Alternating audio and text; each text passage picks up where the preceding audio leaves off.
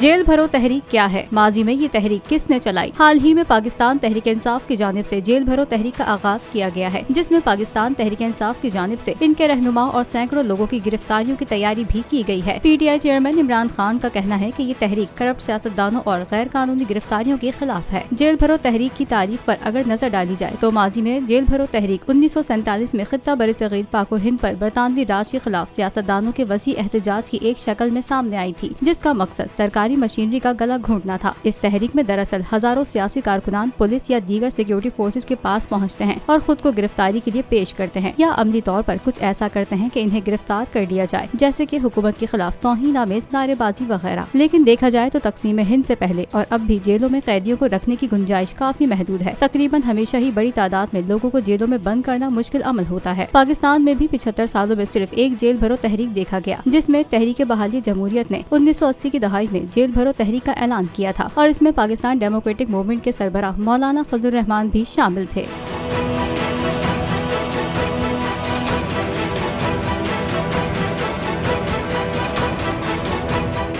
जिसकी वजह से वो सियासी मंजरनामे पर उजागर हुए। ये तहरीक सिंध में पुरतशद्दुद रुख इख्तियार कर गई, जिसके बाद इस तहरीक को कुचल दिया गया। भारत में भी 2011 में जेल भरो तहरीक का आगाज भारत के समाजी कारकुन अन्ना हजारे ने किया, जिसके नतीजे में भारत की उस वक्त की हुकूमत को घुटने टेकने पड़े और हुकूमत को अन्ना हजारे को रिहा करना पड़ा। लाखों हिंदुस्तानियों ने ऑनलाइन पिटीशन के जरिए अन्ना हजारे की हिमायत की थी।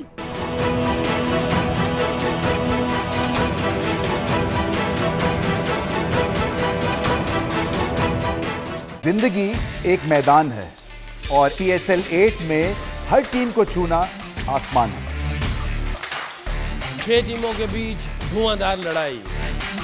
ये शोर न लड़ाई का है न डर का, ये शोर है जीत का, ये शोर है जुनून का।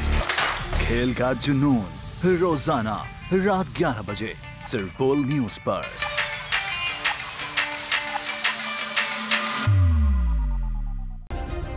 सब्सक्राइब करें और बेल दबाएं ताकि कोई खबर रह न जाए।